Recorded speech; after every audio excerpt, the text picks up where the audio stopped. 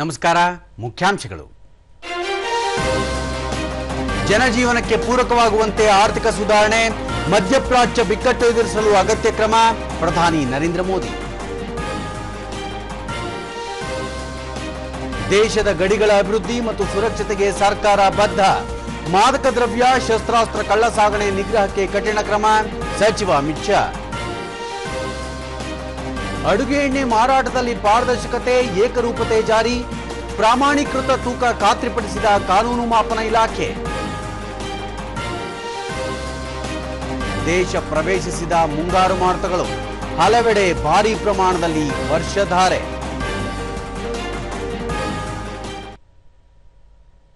ವಾರ್ತೆಗಳ ವಿವರ. ಪ್ರಧಾನಿ ನರೇಂದ್ರ ಮೋದಿ ಅವರು ನಿನ್ನೆ ಆರ್ಥಿಕ ಸಲಹಾ ಮಂಡಳಿ ಸದಸ್ಯರೊಂದಿಗೆ ಸಭೆ ನಡೆಸಿದ್ದಾರೆ. ಪ್ರಸಕ್ತ ಜಾಗತಿಕ ಆರ್ಥಿಕ ಸಂಕಷ್ಟದ ಸನ್ನಿವೇಶದಲ್ಲಿ ಭಾರತದ ಆರ್ಥಿಕ ಬೆಳವಣಿಗೆಯನ್ನು ಮತ್ತಷ್ಟು ಹೆಚ್ಚಿಸುವ ನಿಟ್ಟಿನಲ್ಲಿ ಪ್ರಧಾನಿ ಚರ್ಚೆ ನಡೆಸಿದ್ದಾರೆ. ಸಭೆಯಲ್ಲಿ ಪ್ರಧಾನಮಂತ್ರಿಯವರ ಪ್ರಧಾನ ಕಾರ್ಯದರ್ಶಿಗಳಾದ ಡಾಕ್ಟರ್ ಪಿಕೆ ಮಿಶ್ರಾ, ಶಕ್ತಿಕಾಂತ್ ದಾಸ್ ಹಾಗೂ ಆರ್ಥಿಕ ಸಲಹಾ ಮಂಡಳಿಯ ಸದಸ್ಯರಾದ ಸಂಜಯ್ ಕುಮಾರ್, ಸಂಜೀವ್ ಸನ್ಯಾಲ್ ಮತ್ತು ಶಮಿಕಾ ರವಿ ಪಾಲ್ಗೊಂಡಿದ್ದರು. ಸಾಮಾಜಿಕ ಜಾಲತಾಣ ಎಕ್ಸ್ನಲ್ಲಿ ಈ ವಿಷಯ ಹಂಚಿಕೊಂಡಿರುವ ಪ್ರಧಾನಿ ನರೇಂದ್ರ ಮೋದಿ, ಭಾರತದಲ್ಲಿನ ಆರ್ಥಿಕ ಪರಿವರ್ತನೆ ಹಾಗೂ ದೀರ್ಘಕಾಲೀನ ಅಭಿವೃದ್ಧಿ ಯೋಜನೆಗಳ ಬಗ್ಗೆ ಸಭೆಯಲ್ಲಿ ಚರ್ಚೆ ನಡೆಸಲಾಯಿತು. ಪ್ರಸಕ್ತ ದಿನಮಾನಕ್ಕೆ ಸೂಕ್ತವಾಗುವ ರೀತಿಯಲ್ಲಿ ಜನಜೀವನಕ್ಕೆ ಅನುಕೂಲವಾಗುವ ಆರ್ಥಿಕ ಸುಧಾರಣೆಗಳನ್ನು ಜಾರಿಗೊಳಿಸುವ ಅಗತ್ಯತೆಯನ್ನು ಸಭೆಯಲ್ಲಿ ಒತ್ತಿ ಹೇಳಿದರು. ಪ್ರಸಕ್ತ ಮಧ್ಯ ಏಷ್ಯಾದಲ್ಲಿ ಉಂಟಾಗಿರುವ ಬಿಕ್ಕಟ್ಟಿನ ಹಿನ್ನೆಲೆಯಲ್ಲಿ ಜಗತ್ತಿನಾದ್ಯಂತ ಆರ್ಥಿಕ ಸಂಕಷ್ಟ ತಲೆದೋರಿದ್ದು, ಈ ಸನ್ನಿವೇಶದಲ್ಲಿ ಎದುರಿಸಬೇಕಾದ ಕ್ರಮಗಳ ಬಗ್ಗೆಯೂ ಸಭೆಯಲ್ಲಿ ಚರ್ಚೆ ನಡೆಸಲಾಯಿತು ಎಂದು ಪ್ರಧಾನಿ ಸಾಮಾಜಿಕ ಮಾಧ್ಯಮ ಪೋಸ್ಟ್ನಲ್ಲಿ ತಿಳಿಸಿದ್ದಾರೆ. ದೇಶದ ಗಡಿಗಳಲ್ಲಿ ಹಣಕಾಸು ವಹಿವಾಟು, ಕಟ್ಟಡ ನಿರ್ಮಾಣ, ಆಸ್ತಿ ಮಾರಾಟ ಮತ್ತು ಖರೀದಿಯ ಮೇಲೆ ತೀವ್ರ ನಿಗಾ ಇಡುವಂತೆ ಕೇಂದ್ರ ಗೃಹ ಸಚಿವ ಅಮಿತ್ ಶಾ ಸೂಚನೆ ನೀಡಿದ್ದಾರೆ. ನಿನ್ನೆ ತ್ರಿಪುರಾದ ಗಡಿ ಭದ್ರತಾ ಪಡೆಯ ಪ್ರಧಾನ ಕಚೇರಿಯಲ್ಲಿ ಅವರು ಗಡಿ ಭದ್ರತೆ ಹಾಗೂ ರಕ್ಷಣಾ ಪಡೆಗಳ ಪ್ರಮುಖರ ಸಭೆ ನಡೆಸಿದರು. ಸಭೆಯಲ್ಲಿ ತ್ರಿಪುರಾ ಮುಖ್ಯಮಂತ್ರಿ ಮಾಣೆಕ್ ಸಹಾ, ಮುಖ್ಯ ಕಾರ್ಯದರ್ಶಿ ಜಿಕೆ ಸಿನ್ಹಾ, ಪೊಲೀಸ್ ಮಹಾನಿರ್ದೇಶಕ ಅನುರಾಗ್ ಧನ್ಕರ್ ಮತ್ತಿತರರು ಪಾಲ್ಗೊಂಡಿದ್ದರು. बनाए रखने के लिए राज्यों की जिम्मेदारी रेखांकित की और कलेक्टरों व जीएसटी अधिकारियों को विशेष प्रशिक्षण देने का निर्देश।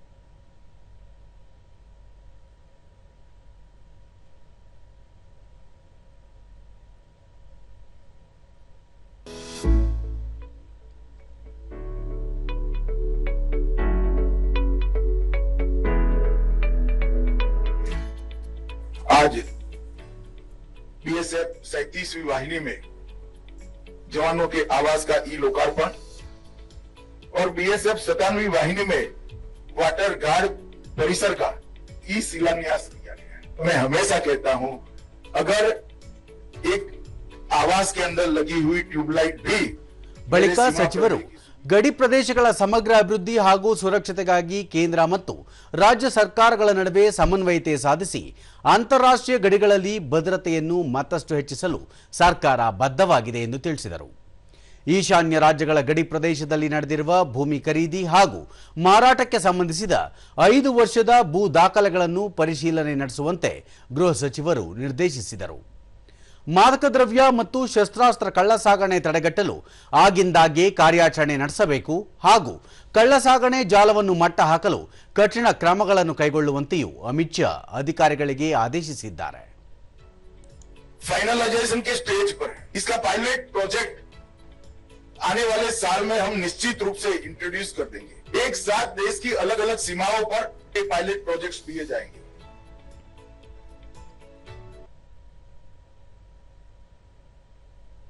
ಗಡಿ ಭದ್ರತೆಯ ವಿಷಯದಲ್ಲಿ ಪರಸ್ಪರ ಸಹಕಾರ ನೀಡಲು ಭಾರತ ಹಾಗೂ ನೇಪಾಳದ ನಡುವೆ ಮಹತ್ವದ ಒಪ್ಪಂದ ಮಾಡಿಕೊಳ್ಳಲಾಗಿದೆ. ನಿನ್ನೆ ದೆಹಲಿಯಲ್ಲಿನ ವಿದೇಶಾಂಗ ಸಚಿವ ಡಾಕ್ಟರ್ ಎಸ್ ಜೈಶಂಕರ್ ನೇಪಾಳದ ತಮ್ಮ ಸಹವರ್ತಿ ಶಿಶಿರ್ ಕನಾಲ್ ಅವರೊಂದಿಗೆ ಮಹತ್ವದ ಸಭೆ ನಡೆಸಿದರು. ಸಭೆಯಲ್ಲಿ ಉಭಯ ದೇಶಗಳ ವಿದೇಶಾಂಗ ಸಚಿವಾಲಯದ ಉನ್ನತಾಧಿಕಾರಿಗಳು ಪಾಲ್ಗೊಂಡಿದ್ದರು.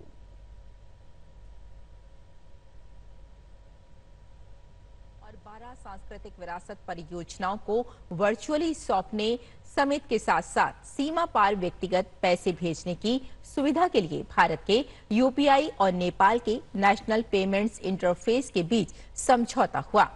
नेपाल के लिए वॉइस फर्स्ट भाषा अनुवाद प्लेटफॉर्म के लिए डिजिटल इंडिया भाषिणी और काठमांडू विश्वविद्यालय के बीच एमओयू का भी आदान प्रदान हुआ।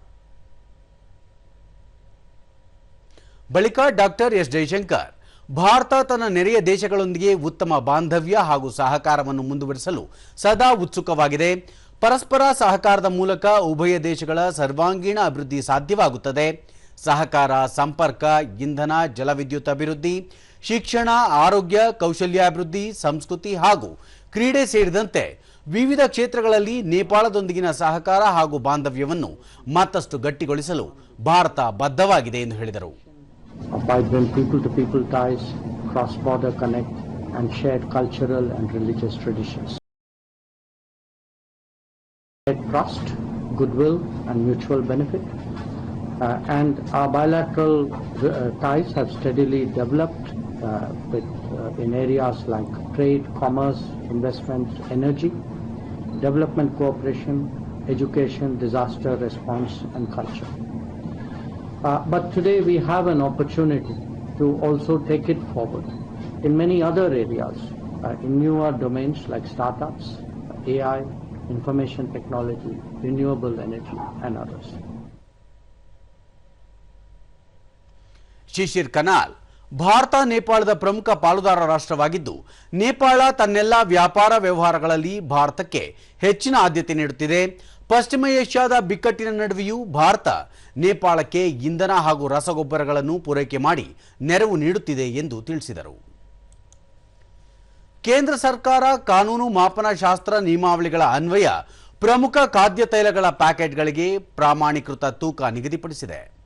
ಮಾರುಕಟ್ಟೆಯಲ್ಲಿ ಪಾರದರ್ಶಕತೆ ಮತ್ತು ಏಕರೂಪತೆ ಕಾಪಾಡಲು ಈ ಕ್ರಮದಿಂದ ಅನುಕೂಲವಾಗಲಿದೆ.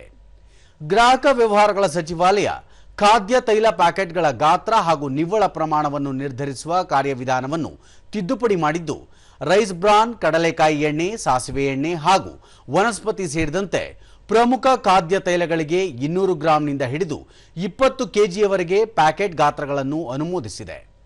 ಪ್ಯಾಕೇಜಿಂಗ್ ಪ್ರಕ್ರಿಯೆಯಲ್ಲಿ ಏಕರೂಪತೆ ಕಾಯ್ದುಕೊಳ್ಳಲು ಹಾಗೂ ಗ್ರಾಹಕರ ಹಿತಾಸಕ್ತಿಯನ್ನು ಕಾಪಾಡಲು ಈ ಕ್ರಮ ಪೂರಕವಾಗಲಿದೆ ಎಂದು ಸಚಿವಾಲಯ ತಿಳಿಸಿದೆ. ಮುಖ್ಯಮಂತ್ರಿ ಡಿಕೆ ಶಿವಕುಮಾರ್ ಇಂದು ತಮ್ಮ ಸ್ವಕ್ಷೇತ್ರ ಕನಕಪುರಕ್ಕೆ ಭೇಟಿ ನೀಡಿದ್ದು, ಕ್ಷೇತ್ರದ ಜನತೆಗೆ ಕೃತಜ್ಞತೆ ಸಲ್ಲಿಸುತ್ತಿದ್ದಾರೆ. ಬೆಳಗಿನಿಂದ ರಾತ್ರಿಯವರೆಗೂ ಕನಕಪುರದ 20ಕ್ಕೂ ಹೆಚ್ಚು ಗ್ರಾಮ ಪಂಚಾಯಿತಿಗಳಿಗೆ ಅವರು ಭೇಟಿ ನೀಡಲಿದ್ದಾರೆ. ಇದಕ್ಕೂ ಮುನ್ನ ವಿಧಾನಸೌಧದ ಬಳಿಯಿಂದ ಕನಕಪುರ ರಸ್ತೆಯ ಕೊನೆಯ ನಿಲ್ದಾಣದವರೆಗೆ ಡಿಕೆ ಶಿವಕುಮಾರ್ ಮೆಟ್ರೋ ರೈಲಿನಲ್ಲಿ ಸಂಚರಿಸಿ ಗಮನ ಸೆಳೆದರು. ತಾವು ರಸ್ತೆಯ ಮೂಲಕ ಪ್ರಯಾಣ ಮಾಡುವುದರಿಂದ ಬೆಂಗಳೂರು ನಗರದಲ್ಲಿ ಅನಗತ್ಯ ಸಂಚಾರ ದಟ್ಟಣೆ ಉಂಟಾಗಿ ಸಾರ್ವಜನಿಕರಿಗೆ ತೊಂದರೆಯಾಗುವುದನ್ನು ತಪ್ಪಿಸಲು ಮೆಟ್ರೋ ರೈಲಿನಲ್ಲಿ ತಾವು ಪ್ರಯಾಣಿಸುತ್ತಿರುವುದಾಗಿ ಮುಖ್ಯಮಂತ್ರಿ ತಿಳಿಸಿದ್ದಾರೆ.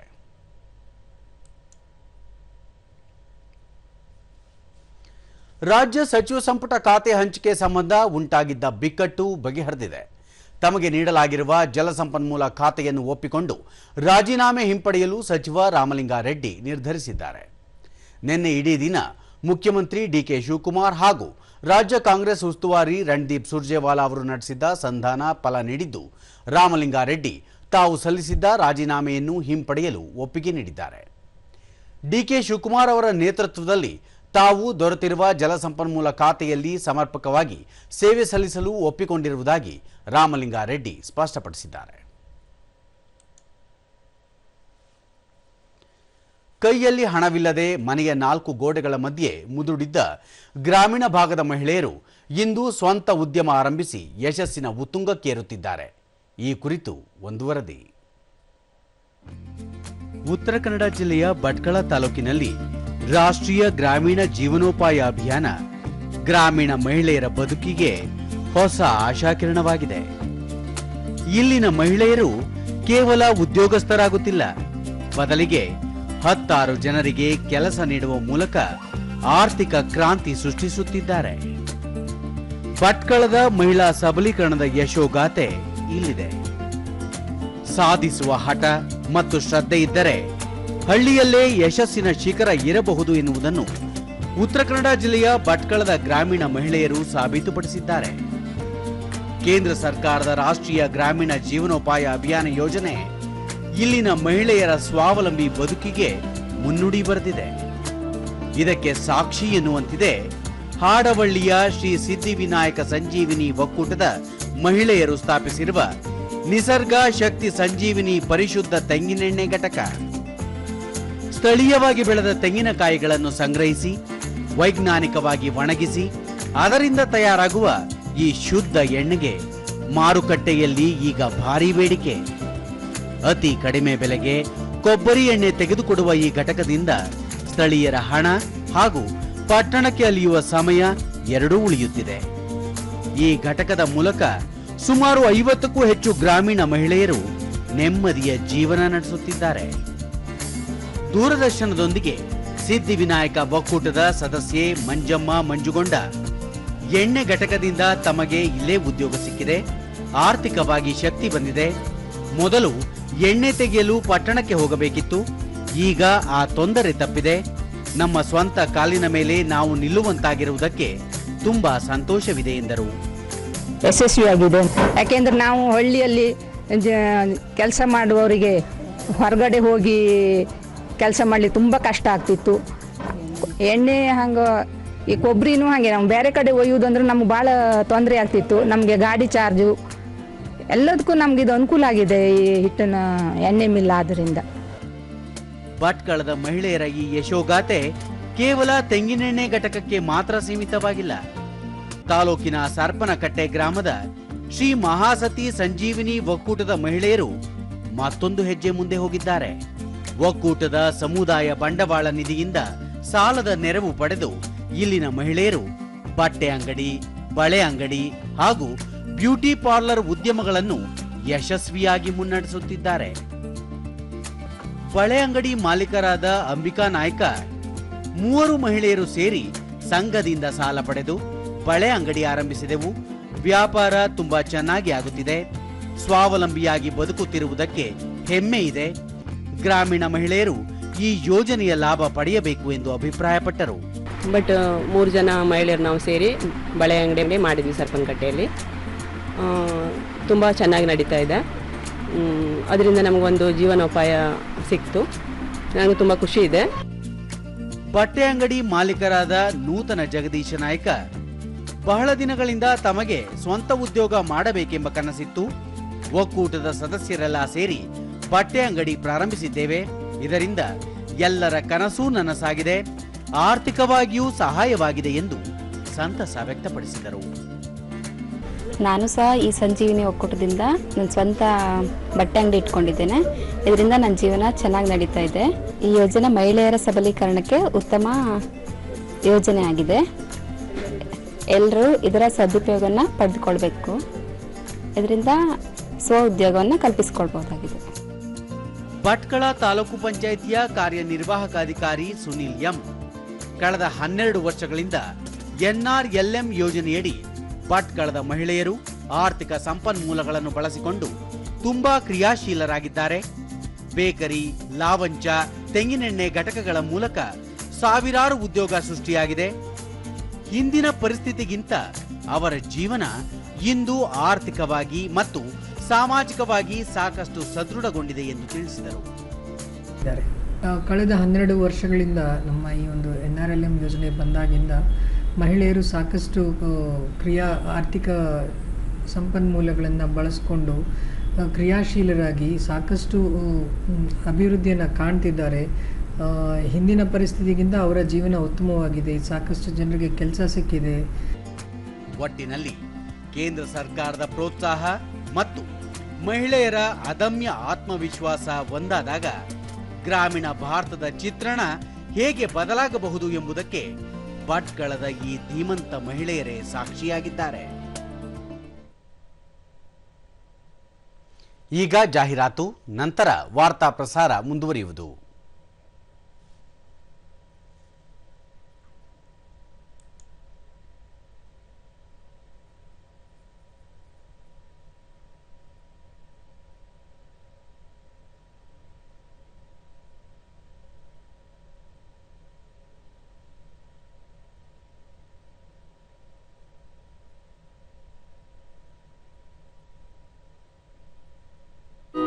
ಬಂತಲ್ಲೋ ಹೊಸ ಕಿಟ್ ಬ್ಯಾಗ್. RBI ಹೇಳುತ್ತೆ ಮೊದಲು ನಮ್ಮ ಬ್ಯಾಂಕ್, ಆಮೇಲೆ RBI ombudsman. ನೀಟ್ ಯುಜಿ 2026ರ ಮರುಪರೀಕ್ಷೆಯ ಪ್ರಶ್ನೆ ಪತ್ರಿಕೆ ಸೋರಿಕೆ ಅಥವಾ ಮಾರಾಟದ ಬಗ್ಗೆ ಮಾಧ್ಯಮಗಳಲ್ಲಿ ಬಂದಿರುವ ಸುದ್ದಿಗಳನ್ನು ರಾಷ್ಟ್ರೀಯ ಪರೀಕ್ಷಾ ಸಂಸ್ಥೆ ತಳ್ಳಿಹಾಕಿದೆ. ಮರುಪರೀಕ್ಷೆಯಲ್ಲಿ ಯಾವುದೇ ಪ್ರಶ್ನೆ ಪತ್ರಿಕೆ ಸೋರಿಕೆ ಅಥವಾ ಮಾರಾಟವಾದ ಪ್ರಕರಣಗಳು ವರದಿಯಾಗಿಲ್ಲ. ಈ ರೀತಿಯ ಸುಳ್ಳು ಸುದ್ದಿಗಳನ್ನು ಹರಡುವ ಮೂಲಕ ಸ್ಥಾಪಿತ ಹಿತಾಸಕ್ತಿಗಳು ವಿದ್ಯಾರ್ಥಿಗಳು ಮತ್ತು ಪೋಷಕರನ್ನು ದಾರಿ ತಪ್ಪಿಸಲು ಪ್ರಯತ್ನಿಸುತ್ತಿವೆ ಎಂದು ಸಾಮಾಜಿಕ ಜಾಲತಾಣ ಎಕ್ಸ್ನಲ್ಲಿ NTA ತಿಳಿಸಿದೆ. ಪರೀಕ್ಷಾ ಪ್ರಕ್ರಿಯೆಯು ಸಮಗ್ರವಾಗಿದ್ದು ಅಭ್ಯರ್ಥಿಗಳಿಗೆ ನ್ಯಾಯಯುತ ಹಾಗೂ ಸುರಕ್ಷಿತ ಪರೀಕ್ಷೆಯನ್ನು ಖಚಿತಪಡಿಸಿಕೊಳ್ಳಲು ಎಲ್ಲ ರೀತಿಯ ಬಿಗಿ ಕ್ರಮಗಳನ್ನು ಕೈಗೊಳ್ಳಲಾಗಿದೆ. ಸುಳ್ಳು ಸುದ್ದಿಗಳನ್ನು ಹರಡುತ್ತಿರುವವರ ವಿರುದ್ಧ ಕಾನೂನು ಜಾರಿ ಮತ್ತು ಉದ್ದೇಶಿಸಿರುವುದಾಗಿ ರಾಷ್ಟ್ರೀಯ ಪರೀಕ್ಷಾ ಮಂಡಳಿ ತಿಳಿಸಿದೆ.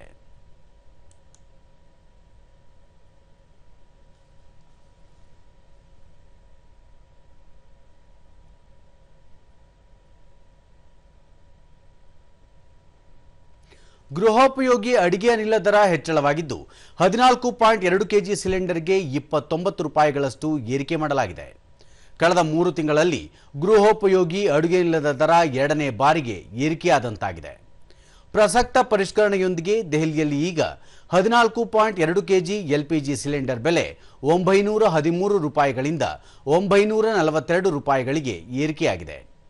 ಮಧ್ಯಪ್ರಾಚ್ಯದಲ್ಲಿ ನಡೆಯುತ್ತಿರುವ ನಿರಂತರ ಸಂಘರ್ಷದಿಂದಾಗಿ LPG ಹಾಗೂ ಪೆಟ್ರೋಲಿಯಂ ಉತ್ಪನ್ನಗಳ ಪೂರೈಕೆಯಲ್ಲಿ ವ್ಯತ್ಯಾಸ ಉಂಟಾಗಿದ್ದು ಇದರಿಂದಾಗಿ ಉತ್ಪಾದನೆಯ ಪ್ರಮಾಣ ಕಡಿಮೆಯಾಗಿದೆ.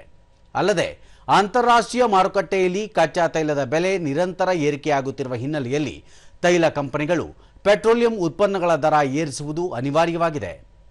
ಮಾರ್ಚ್ 7ರಂದು ಅಡುಗೆ ಅನಿಲ ಸಿಲಿಂಡರ್ ಬೆಲೆ 60 ರೂಪಾಯಿ ಹೆಚ್ಚಿಸಲಾಗಿತ್ತು. ಅದಾದ ಬಳಿಕ ಕೇಂದ್ರ ಸರ್ಕಾರ ಬೆಲೆ ಏರಿಕೆಯಿಂದ ಜನಸಾಮಾನ್ಯರಿಗೆ ಹೊರೆಯಾಗದಂತೆ ದರ ಏರಿಕೆ ತಡೆಗಟ್ಟುವಲ್ಲಿ ಯಶಸ್ವಿಯಾಗಿತ್ತು.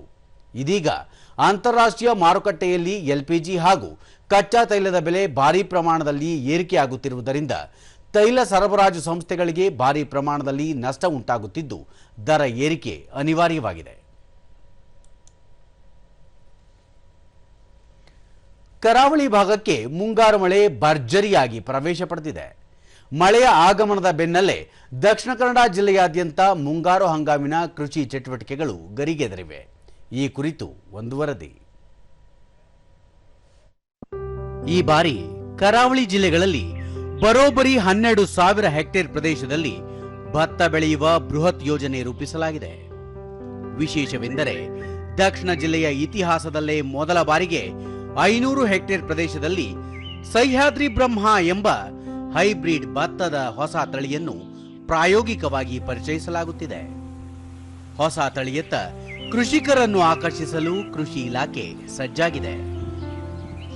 ಕರಾವಳಿಗೆ ಅಪ್ಪಳಿಸಿರುವ ಮುಂಗಾರು ಮಳೆ ಇಡೀ ದಕ್ಷಿಣ ಕನ್ನಡ ಜಿಲ್ಲೆಯನ್ನು ತಂಪು ಮಾಡಿದೆ. ಕಳೆದ ಹಲವು ದಿನಗಳಿಂದ ಉತ್ತಮ ಮಳೆಯಾಗಿರುವುದು ಈ ಭಾಗದ ಅನ್ನದಾತರ ಮುಖದಲ್ಲಿ ಮಂದಹಾಸ ಮೂಡಿಸಿದೆ. ಮುಂಗಾರು ಹಂಗಾಮಿನ ಭತ್ತದ ಕೃಷಿಗೆ ಭೂಮಿ ಸಿದ್ಧಗೊಳ್ಳುತ್ತಿದೆ. ಈ ಬಾರಿ ಜಿಲ್ಲೆಯ ಕೃಷಿ ಇಲಾಖೆ ಭತ್ತದ ಕೃಷಿಗೆ ಅತ್ಯಂತ ಹೆಚ್ಚಿನ ಒತ್ತು ನೀಡಿದ್ದು ರೈತರಿಗೆ ಸಕಾಲದಲ್ಲಿ ಬಿತ್ತನೆ ಬೀಜ, ಕೃಷಿ ಪರಿಕರಗಳು ಹಾಗೂ ಲಘು ಪೋಷಕಾಂಶಗಳ ಜೊತೆಗೆ ಹಸಿರೆಲೆ ಗೊಬ್ಬರವನ್ನು ವಿತರಿಸಲು ಸಿದ್ಧತೆ ಮಾಡಿಕೊಂಡಿದೆ. ಈ ಬಾರಿ ಜಿಲ್ಲೆಗೆ ಒಟ್ಟು 600 ಕ್ವಿಂಟಾಲ್ ಭತ್ತದ ಬೀಜದ ಅವಶ್ಯಕತೆಯನ್ನು ಅಂದಾಜಿಸಲಾಗಿದೆ. ಕಳೆದ ಬಾರಿ ಜಿಲ್ಲೆಯಲ್ಲಿ ಕೃಷಿ ಭಾಗ್ಯ ಯೋಜನೆ, ಕೃಷಿ ಯಾಂತ್ರೀಕರಣ ಹಾಗೂ ತುಂತುರು ನೀರಾವರಿಗೆ ಭಾರಿ ಯಶಸ್ಸು ದೊರೆತಿದೆ. ಇಲಾಖೆಯಿಂದ ಒಟ್ಟು 241 ಕೃಷಿ ಹೊಂಡಗಳು ನಿರ್ಮಾಣವಾಗಿದ್ದು 2100 ರೈತರಿಗೆ ಸಹಾಯಧನ ರೂಪದಲ್ಲಿ ಆಧುನಿಕ ಯಂತ್ರೋಪಕರಣಗಳನ್ನು ನೀಡಲಾಗಿದೆ. ಕಾಲ ಬದಲಾದಂತೆ ಕರಾವಳಿಯ ಹಲವು ರೈತರು ಭತ್ತದ ಕೃಷಿಯನ್ನು ಬಿಟ್ಟು ತೋಟಗಾರಿಕೆಯತ್ತ ಮುಖ ಮಾಡಿದ್ದಾರೆ. ಆದರೆ ಭತ್ತದ ಕೃಷಿಯನ್ನು ಕೇವಲ ಲಾಭದ ದೃಷ್ಟಿಯಿಂದ ನೋಡದೆ ಮಣ್ಣಿನ ಪ್ರೀತಿಗಾಗಿ ಮುಂದುವರಿಸಿಕೊಂಡು ಬಂದಿರುವ ಧೀಮಂತ ಕೃಷಿಕರು ಇಲ್ಲಿದ್ದಾರೆ. ಅದಕ್ಕೆ ಅತ್ಯುತ್ತಮ ಉದಾಹರಣೆ ಬಂಟ್ವಾಳ ತಾಲೂಕಿನ ಕೃಷಿಕ ಪ್ರಭಾಕರ ಶೆಟ್ಟಿ. ಕಳೆದ 4 ದಶಕಗಳಿಂದ ಭತ್ತದ ಕೃಷಿಯನ್ನೇ ಇವರು ಉಸಿರಾಗಿಸಿಕೊಂಡಿದ್ದಾರೆ. ದೂರದರ್ಶನದೊಂದಿಗೆ ಬಂಟ್ವಾಳದ ಭತ್ತ ಬೆಳೆಗಾರ ಪ್ರಭಾಕರ ಶೆಟ್ಟಿ ಕಳೆದ 40 ವರ್ಷಗಳಿಂದ ಭತ್ತದ ಕೃಷಿಯಲ್ಲಿ ತೊಡಗಿಕೊಂಡಿದ್ದು ಈ ಬಾರಿಯ ಮುಂಗಾರು ಬೆಳೆಗೆ ಈಗಾಗಲೇ ಸಿದ್ಧತೆ ಮಾಡಿಕೊಳ್ಳಲಾಗಿದೆ. ಈ ಸಲ ಕೃಷಿ ಇಲಾಖೆ ಪರಿಚಯಿಸಿರುವ ಸಹ್ಯಾದ್ರಿ ಬ್ರಹ್ಮ ತಳಿಯನ್ನೇ ನಾಟಿ ಮಾಡಲು ಉದ್ದೇಶಿಸಿದ್ದು ಜೂನ್ 10ರಿಂದ ತಮ್ಮ ಗದ್ದೆಯಲ್ಲಿ ಕೃಷಿ ಚಟುವಟಿಕೆಗಳು ಆರಂಭವಾಗಲಿದೆ ಎಂದರು. ನಮಗೆ ಭದ್ರ ಸರ್ಕಾರದಿಂದ ಈಗ ಬಂದಿದೆ 2 ಕ್ವಿಂಟಲ್ ಸಂದು. ಈಗ ನಾವು ಒಂದು 15ರ ನಂತರ ಬೇಗ ಮಾಡಿದ್ರೆ ಅದು ನಮ್ಗೆ ಕಟಾವು ಮಾಡಲಿಕ್ಕೆ ತೊಂದರೆ ಆಗ್ತದೆ. ಯಾಕಂದ್ರೆ ನಾವು ಟ್ರ್ಯಾಕ್ಟರ್ ಅಲ್ಲಿ ಇದರಲ್ಲಿ ಮೆಷಿನ್ ಅಲ್ಲಿ ಮಾಡುದು. ಮೆಷಿನ್ ಅಲ್ಲಿ ಊಸಿ ಹೋದ್ರೆ ನಮ್ಗೆ ಬೈ ಫುಲ್ ಏನು ಸಿಕ್ಕುದಿಲ್ಲ. ಅದಕ್ಕಾಗಿ ನಾವು ಲೇಟ್ ಆಗಿ ಮಾಡ್ತೇವೆ. ಸೊಸೈಟಿಯಲ್ಲಿ ನೀಬಡ್ಡಿಯಲ್ಲಿ ನನಗೆ ಮತ್ತೆ ನನ್ನ ಮಿಸ್ಸಸ್ ಹೆಸರಲ್ಲಿ ಉಂಟು. ಮತ್ತೆ ಎಲ್ಲ ಸಾಲವೇ, ಮೂಲ ಏನಿಲ್ಲ ನಮ್ಮಲ್ಲಿ. ದಕ್ಷಿಣ ಕನ್ನಡ ಜಿಲ್ಲಾ ಕೃಷಿ ಇಲಾಖೆ ಜಂಟಿ ನಿರ್ದೇಶಕ ಹೊನ್ನಪ್ಪ ಗೌಡ ಈ ಬಾರಿ ಜಿಲ್ಲೆಯಲ್ಲೇ ಮೊದಲ ಬಾರಿಗೆ ಸುಮಾರು 500 ಹೆಕ್ಟೇರ್ ಪ್ರದೇಶದಲ್ಲಿ ಹೊಸ ತಳಿಯಾದ ಸಹ್ಯಾದ್ರಿ ಬ್ರಹ್ಮವನ್ನು ಬೆಳೆಸಲು ಪ್ರಾಯೋಗಿಕ ಸಿದ್ಧತೆ ಮಾಡಿಕೊಂಡಿದ್ದೇವೆ. ಕಳೆದ ವರ್ಷದಂತೆ ಈ ಬಾರಿಯೂ ನಮ್ಮ ಭತ್ತದ ಕೃಷಿಯ ಗುರಿಯನ್ನು ಯಶಸ್ವಿಯಾಗಿ ತಲುಪಲಿದ್ದೇವೆ ಎಂದು ವಿಶ್ವಾಸ ವ್ಯಕ್ತಪಡಿಸಿದರು. ಅದೇ ರೀತಿ ಕೃಷಿ ಯಂತ್ರೋಪಕರಣಗಳಲ್ಲಿ ಸುಮಾರು ನಾವು 2100 ಜನರಿಗೆ ಅಂದ್ರೆ ಕೃಷಿ ಯಂತ್ರೋಪಕರಣಗಳನ್ನು ಸಬ್ಸಿಡಿ ದರದಲ್ಲಿ ವಿತರಣೆ ಮಾಡಿದ್ದೇವೆ. ಅದೇ ರೀತಿ ತುಂತುರು ನೀರಾವರಿ ಘಟಕಗಳನ್ನು ಸುಮಾರು 3751 ಜನರಿಗೆ ನಾವು ವಿತರಣೆ ಮಾಡಿದ್ದೀವಿ. ಹಾಗಾಗಿ ನಮ್ಮ ಜಿಲ್ಲೆಗೆ ಟಾರ್ಗೆಟ್ ಇದೆ ಅದರ ಪ್ರಕಾರ ನಾವು ಕಳೆದ ವರ್ಷನೂ ಸಹ ಪ್ರಗತಿ ಸಾಧಿಸಿದ್ದೇವೆ. ಈ ವರ್ಷನೂ ಸಹ ನಾವು ಪ್ರಗತಿ ಸಾಧನೆ ಮಾಡಲಿಕ್ಕೆ ಕ್ರಮವನ್ನು ಕೈಗೊಂಡಿದ್ದೇವೆ. ಒಟ್ಟಾರೆಯಾಗಿ ವರುಣನ ಕೃಪೆಯೊಂದಿಗೆ ಕರಾವಳಿಯ ಮಣ್ಣಿನ ಮಕ್ಕಳು ಮುಂಗಾರು ಹಂಗಾಮಿಗೆ ಸಂಪೂರ್ಣ ಸಜ್ಜಾಗಿದ್ದಾರೆ. ಕೃಷಿ ಇಲಾಖೆಯ ಹೊಸ ಯೋಜನೆಗಳು ಹಾಗೂ ರೈತರ ಪರಿಶ್ರಮ ಒಂದಾಗಿ ಈ ಬಾರಿಯ ಸಹ್ಯಾದ್ರಿ ಬ್ರಹ್ಮ ತಳಿಯ ಪ್ರಯೋಗ ಕರಾವಳಿಯ ಕೃಷಿ ಇತಿಹಾಸದಲ್ಲಿ ಹೊಸ ದಾಖಲೆ ಬರೆಯಲಿ ಎಂಬುದೇ ಎಲ್ಲರ ಆಶಯ. ಗಣರಾಜ್ಯೋತ್ಸವದ ಸಂದರ್ಭದಲ್ಲಿ ಘೋಷಿಸಲಾಗುವ 2027ನೇ ಸಾಲಿನ ಪದ್ಮ ಪ್ರಶಸ್ತಿಗಳಿಗೆ ನಾಮನಿರ್ದೇಶನಗಳನ್ನು ಸಲ್ಲಿಸುವ ಅವಧಿಯನ್ನು ಇದೇ ಜುಲೈ 31ರವರೆಗೆ ವಿಸ್ತರಿಸಲಾಗಿದೆ. ಕಳೆದ ಮಾರ್ಚ್ 15ರಿಂದ ಅರ್ಜಿ ಸಲ್ಲಿಕೆ ಪ್ರಕ್ರಿಯೆ ಪ್ರಾರಂಭವಾಗಿದ್ದು ರಾಷ್ಟ್ರೀಯ ಪುರಸ್ಕಾರ್ ಪೋರ್ಟಲ್ awards.gov.in ನಲ್ಲಿ ಆನ್ಲೈನ್ ಮೂಲಕ ಅರ್ಜಿ ಸಲ್ಲಿಸಬಹುದಾಗಿದೆ ಎಂದು ಗೃಹ ಸಚಿವಾಲಯ ಮಾಹಿತಿ ನೀಡಿದೆ. ಪದ್ಮವಿಭೂಷಣ, ಪದ್ಮಭೂಷಣ ಮತ್ತು ಪದ್ಮಶ್ರೀ ಪ್ರಶಸ್ತಿಗಳು ದೇಶದ ಅತ್ಯುನ್ನತ ನಾಗರಿಕ ಗೌರವಗಳಾಗಿವೆ. 1954ರಲ್ಲಿ ಸ್ಥಾಪಿಸಲಾದ ಈ ಪ್ರಶಸ್ತಿಗಳನ್ನು ಪ್ರತಿ ವರ್ಷ ಗಣರಾಜ್ಯೋತ್ಸವದ ಸಂದರ್ಭದಲ್ಲಿ ಘೋಷಿಸಲಾಗುತ್ತದೆ. ತಮ್ಮ ವಿಶಿಷ್ಟ ಸಾಧನೆಯ ಮೂಲಕ ಕಲೆ, ಸಾಹಿತ್ಯ, ಶಿಕ್ಷಣ, ಕ್ರೀಡೆ, ವೈದ್ಯಕೀಯ, ಸಮಾಜ ಕಾರ್ಯ, ವಿಜ್ಞಾನ ಮತ್ತು ಎಂಜಿನಿಯರಿಂಗ್ ಮುಂತಾದ ಕ್ಷೇತ್ರಗಳಲ್ಲಿ ಸಾಧನೆ ಮಾಡಿದವರಿಗೆ ಈ ಪ್ರಶಸ್ತಿಗಳನ್ನು ನೀಡಿ ಗೌರವಿಸಲಾಗುತ್ತದೆ. ಓಸ್ಲೋದಲ್ಲಿ ನಡೆದ ನಾರ್ವೆ ಚೆಸ್ ಚಾಂಪಿಯನ್ಶಿಪ್ನಲ್ಲಿ ಭಾರತದ chess grand master R Praggnanandhaa ಜರ್ಮನಿಯ ವಿನ್ಸೆಂಟ್ ಕೀಮರ್ ವಿರುದ್ಧ ಅಂತಿಮ ಸುತ್ತಿನಲ್ಲಿ ಜಯಗಳಿಸುವ ಮೂಲಕ ನಾರ್ವೆ ಚೆಸ್ ಪ್ರಶಸ್ತಿ ಗೆದ್ದ ಮೊದಲ ಭಾರತೀಯ ಎಂಬ ಇತಿಹಾಸ ಸೃಷ್ಟಿಸಿದ್ದಾರೆ. 3ನೇ ಸ್ಥಾನದಿಂದ ದಿನದಾಟ ಆರಂಭಿಸಿದ ಪ್ರಜ್ಞಾನಂದ 3 ಪಾಯಿಂಟ್ಗಳ ಮಹತ್ವದ ಗೆಲುವು ಸಾಧಿಸಿ ಒಟ್ಟು 18 ಅಂಕಗಳೊಂದಿಗೆ ಆಟ ಮುಗಿಸಿ ಪ್ರಶಸ್ತಿಯನ್ನು ಮುಡಿಗೇರಿಸಿಕೊಂಡರು. ನಾರ್ವೆ ಚೆಸ್ನಲ್ಲಿ 2ನೇ ಬಾರಿಗೆ ಸ್ಪರ್ಧಿಸಿದ ಪ್ರಜ್ಞಾನಂದ ಪಂದ್ಯಾವಳಿಯಲ್ಲಿ ವಿಶ್ವದ ನಂಬರ್ 1 ಆಟಗಾರ ಮ್ಯಾಗ್ನಸ್ ಕಾರ್ಲ್ಸನ್ ವಿರುದ್ಧ 2 ಗೆಲುವುಗಳು ಒಳಗೊಂಡಂತೆ ಗಣನೀಯ ಸಾಧನೆ ಮಾಡಿದ್ದಾರೆ. ಪ್ರಜ್ಞಾನಂದ ಅವರ ಈ ಗೆಲುವಿಗೆ ಪ್ರಧಾನಿ ನರೇಂದ್ರ ಮೋದಿ ಅವರು ಹರ್ಷ ವ್ಯಕ್ತಪಡಿಸಿದ್ದು ಸಾಮಾಜಿಕ ಜಾಲತಾಣ ಎಕ್ಸ್ನಲ್ಲಿ ಅಭಿನಂದನೆ ಸಲ್ಲಿಸಿದ್ದಾರೆ. ಇದು ಪ್ರಜ್ಞಾನಂದ ಅವರ ಅತ್ಯದ್ಭುತ ಸಾಧನೆಯಾಗಿದೆ. ಮುಂದಿನ ದಿನಗಳಲ್ಲಿ ಅವರು ಇಂತಹ ಮತ್ತಷ್ಟು ಸಾಧನೆ ಮಾಡುವ ವಿಶ್ವಾಸ ತಮಗಿದೆ ಎಂದು ಪ್ರಧಾನಿ ತಿಳಿಸಿದ್ದಾರೆ.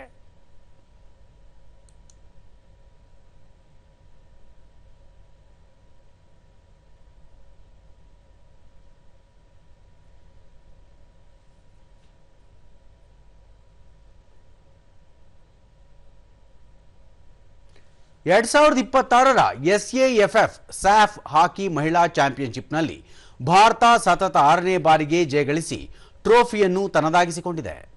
ನಿನ್ನೆ ಗೋವಾದ ಮಡ್ಗಾಂವ್ನಲ್ಲಿ ನಡೆದ ಸ್ಯಾಫ್ ಮಹಿಳಾ ಚಾಂಪಿಯನ್ಶಿಪ್ ಅಂತಿಮ ಪಂದ್ಯದಲ್ಲಿ ಭಾರತ ಬಾಂಗ್ಲಾದೇಶವನ್ನು 3-1 ಗೋಲುಗಳ ಅಂತರದಿಂದ ಸೋಲಿಸಿತು. ಅಂತಿಮ ಪಂದ್ಯದ ಆರಂಭದಿಂದಲೂ ಉಭಯ ತಂಡಗಳು ಪ್ರಬಲ ಹೋರಾಟ ನಡೆಸಿದ್ದವು.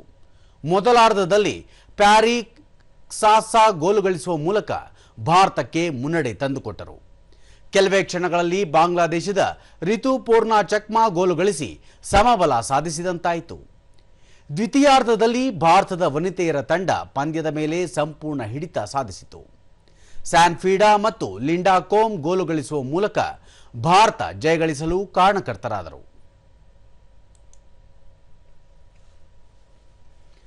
ಮುಂಗಾರು ಮಾರುತಗಳು ದೇಶ ಪ್ರವೇಶಿಸಿರುವ ಹಿನ್ನೆಲೆಯಲ್ಲಿ ದೇಶಾದ್ಯಂತ ಹಲವೆಡೆ ವ್ಯಾಪಕವಾಗಿ ಮಳೆಯಾಗುತ್ತಿದೆ.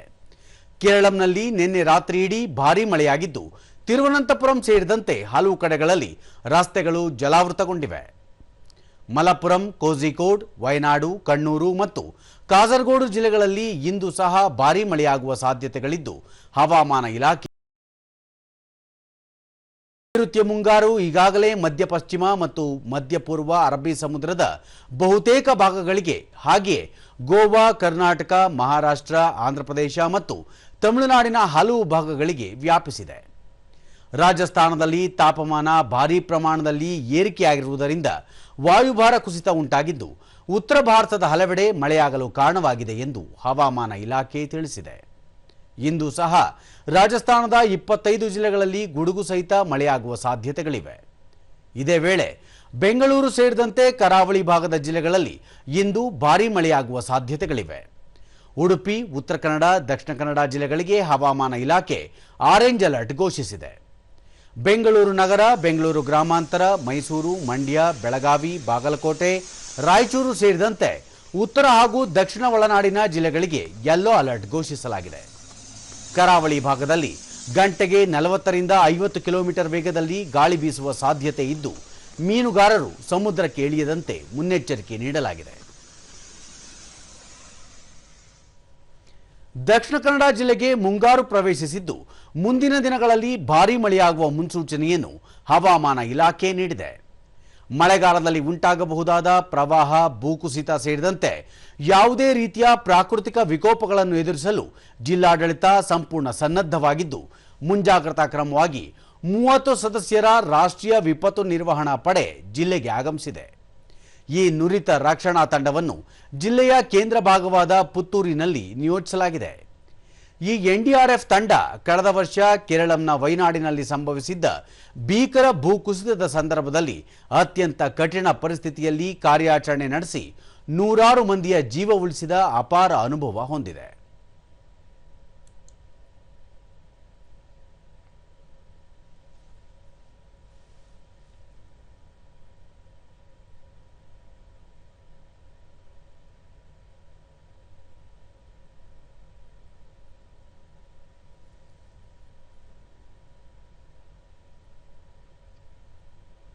ಕೊನೆಯಲ್ಲಿ ಮತ್ತೊಮ್ಮೆ ಮುಖ್ಯಾಂಶಗಳು. ಜನಜೀವನಕ್ಕೆ ಪೂರಕವಾಗುವಂತೆ ಆರ್ಥಿಕ ಸುಧಾರಣೆ, ಮಧ್ಯಪ್ರಾಚ್ಯ ಬಿಕ್ಕಟ್ಟು ಎದುರಿಸಲು ಅಗತ್ಯ ಕ್ರಮ, ಪ್ರಧಾನಿ ನರೇಂದ್ರ ಮೋದಿ. ದೇಶದ ಗಡಿಗಳ ಅಭಿವೃದ್ಧಿ ಮತ್ತು ಸುರಕ್ಷತೆಗೆ ಸರ್ಕಾರ ಬದ್ಧ, ಮಾದಕ ದ್ರವ್ಯ, ಶಸ್ತ್ರಾಸ್ತ್ರ ಕಳ್ಳ ಸಾಗಣೆ ನಿಗ್ರಹಕ್ಕೆ ಕಠಿಣ ಕ್ರಮ, ಸಚಿವ ಅಮಿತ್ ಶಾ. ಅಡುಗೆ ಎಣ್ಣೆ ಮಾರಾಟದಲ್ಲಿ ಪಾರದರ್ಶಕತೆ, ಏಕರೂಪತೆ ಜಾರಿ, ಪ್ರಾಮಾಣೀಕೃತ ತೂಕ ಖಾತ್ರಿಪಡಿಸಿದ ಕಾನೂನು ಮಾಪನ ಇಲಾಖೆ. ದೇಶ ಪ್ರವೇಶಿಸಿದ ಮುಂಗಾರು ಮಾರುತಗಳು, ಹಲವೆಡೆ ಭಾರೀ ಪ್ರಮಾಣದಲ್ಲಿ ವರ್ಷಧಾರೆ.